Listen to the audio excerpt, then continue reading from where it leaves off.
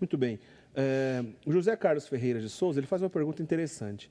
Na oração do credo, né, Padre Guido, Sim. todo católico professa, então, que Jesus virá para julgar os vivos e os mortos. Sim. Mas a pergunta dele, ele não entende bem essa passagem pensando assim.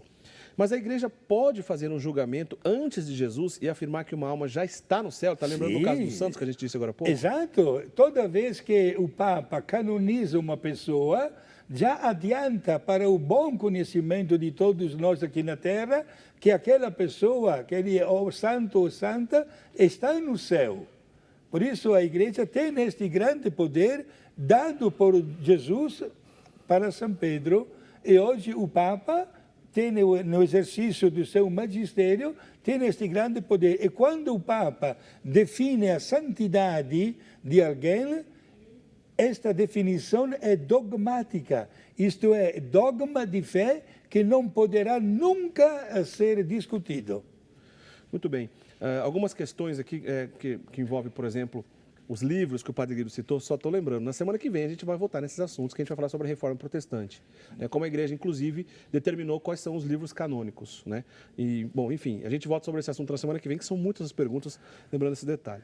Ô, Padre Guido, eu também agora não me lembro, que eu me perdi sobre uma telespectadora que mandou aqui para a gente, mas eu lembro a pergunta dela. Sim. Vou fazer, então, a minha pergunta, lembrando também o que ela lembrou. O que ela perguntou. Na passagem de Deuteronômio 18, nós que somos católicos, nós seguimos a Bíblia, mas não só a Bíblia, o magistério da igreja, que é o ensinamento da igreja escrito, e também a tradição oral. Um tripé na qual forma a fé católica. Bíblia, tradição e magistério. Mas somos seguidores, é claro, da Bíblia. E lá está escrito em Deuteronômio 18 que não se pode conversar com os mortos. Sim. Né?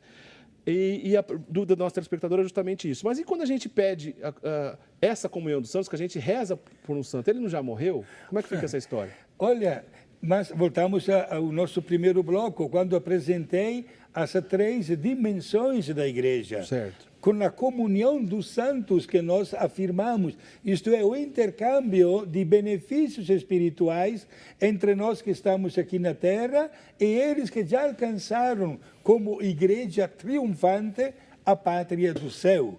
Não se trata de um diálogo entre mortos, mas um diálogo entre vivos, porque estão vivendo na pátria do céu. Agora, o que você assinou muito bem colocado no Deuteronômio, chamamos também nossa atenção, porque o fato de dialogar com os mortos, ou pior ainda, meus irmãos, ter uma visão diferente da estrutura da morte, ou afirmar, digamos assim, outras teorias quais a reencarnação, do espiritismo, né, etc., ou outras composições de estruturas de vida futura esotérica. Há pessoas, inclusive, que não sei com qual motivação são capazes de pagar, olhe bem esta expressão, de pagar todos os meses, né, uma prestação de um lote no céu. Mas, gente, onde é que nós estamos? Não existe nada disso. Precisamos todos só acreditar na palavra de Deus. Dimensões completamente distorcidas da realidade faz com que muitas pessoas acreditem em coisas que não existem. Está bem claro na carta aos Hebreus, no capítulo 9, no versículo 27, está bem claro que vamos morrer só uma vez. Não existe a reencarnação.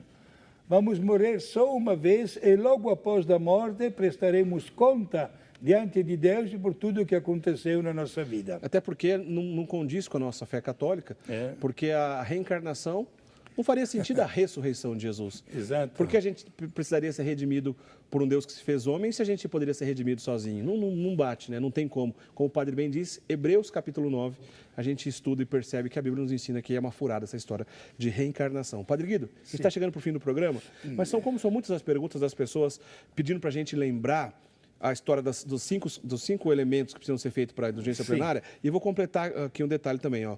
A Irene Ribeiro da Silva, de São Simão, Goiás. outra Irene de Oliveira Santos de Valinhos e também a Maria Terezinha Lusa. Em resumo, elas querem que o senhor explique novamente o que precisa ser feito para a indulgência plenária. Sim. Agora, uma coisa que não ficou claro aqui para essas pessoas. Quando a gente faz essa indulgência plenária, a gente pode indicar apenas uma pessoa que vai receber ou podemos rezar aleatoriamente pelas almas do purgatório? Como que funciona isso? O ideal é aplicar para as almas as mais necessitadas. Falando nisso, meus irmãos, é bastante comum para nós padres receber intenções de missas pelas 13 almas benditas. De onde é que veio tudo isso? É fruto de fantasia. Não existe 13 almas aflitas ou benditas ou não sei o quê, né? Ou para a escrava Anastásia e outras coisas. Não, minha gente. Todas as almas do purgatório precisam da misericórdia de Deus e da ajuda da nossa oração. Vamos aplicar estes 5 itens em benefício das almas que mais estão precisando da misericórdia de Deus. Vamos repetir agora quais são os 5. Vamos lá. Visitar um cemitério ou uma igreja, que não puder, e rezar pelas almas. Fazer uma boa e santa confissão. Receber a Santa Eucaristia e oferecê-la pelas almas, rezar a profissão de fé, isto é, o credo, e rezar um Pai Nosso nas intenções do Papa. Muito bem. Então, se a pessoa quiser fazer mais de uma vez até o dia 8, para 2 ou 3 entes queridos que faleceu, é possível. Exato. Se alguém perguntasse, padre, tenho que me confessar mais de uma vez? Não. Se você se confessou bem, não tem pecado grave, peça perdão a Deus pelos seus pecados e vai para frente. Fique tranquilo que muitas almas chegando no céu vai retribuir para a sua generosidade. Muito bem, Padre Guido. Alguns detalhes ainda eu queria falar, não vai dar tempo. Sobre, por exemplo, você consegue responder em 30 segundos por que devemos encomendar um corpo? Sim, porque o corpo humano é feito à imagem de Deus. Certo? Encomendar significa prestar aquele culto, né? No meu país se costuma levar o corpo na igreja, o padre reza a missa de corpo presente e incensa também o corpo, além de aspergir o corpo, né? Por quê? Porque é feito à imagem de Deus, antes de devolver o corpo para a terra de onde veio, né? Muito bem. É um belo costume que existe de dar este respeito e esta grande consideração naquele momento tanto difícil. Nós padres estamos sendo chamados, até hoje já encomendei 2 corpos no dia de hoje lá em Bauru. Muito bem.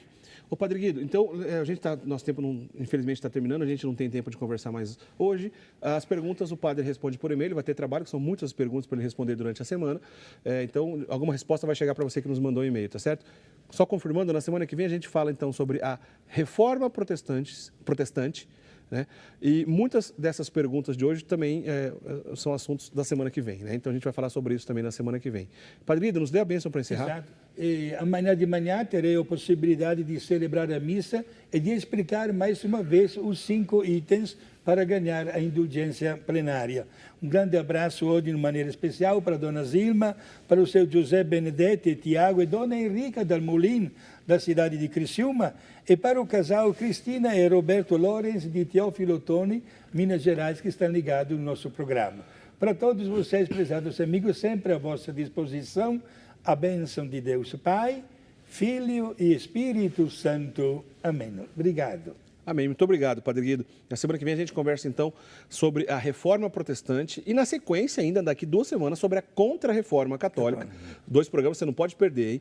Olha só, são muitos assuntos, a gente não consegue abordar todos, mas lembro que você pode assistir o nosso programa também. Todos os programas que a gente faz depois ficam disponíveis no nosso site, no portal da Rede Século XXI, rs21.com.br. Inclusive o programa de hoje, 2 ou 3 dias já vai estar disponível lá. Você pode assistir de novo se ficou alguma dúvida no programa de hoje ou qualquer um das semanas anteriores, tá certo? rs21.com.br, procura lá por programa Eclésia e você vai ter todos os temas lá, tá certo? A gente se encontra na semana que vem.